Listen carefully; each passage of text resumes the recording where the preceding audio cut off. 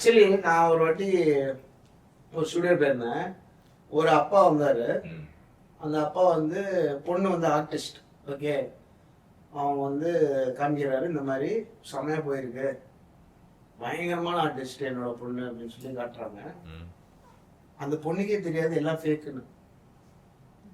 அதே Instagram followers fake, அவங்க பண்ண சாங் எல்லாத்தையும் தலைவன் ஸ்பெண்ட் பண்ணிருக்கான் வருஷத்துக்கு. பொண்ணுக்கே சொல்ல, அட்லீஸ்ட் அவளுக்கு தெரிஞ்சாலும் ஒன்னா ஸ்கேம் பண்ண கூட பரவாயில்ல, அட்லீஸ்ட் ஸ்ட்ரீட் ஸ்மார்ட்டாவது வரும்.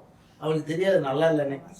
அவங்க வந்து ப்ராப்பரா அதை பார்த்தப்ப இது நடந்து கிட்டத்தட்ட ஒரு 7 years இருக்கும். பயங்கர சோகமா இருக்குது 7 years முன்னாடி. இப்போ கூட ஏதோ அடிச்சு பிடிச்சி எல்லாம் பண்றாங்க, நானும் ஓடிட்டேன் அப்படின்னு ஓடுறது.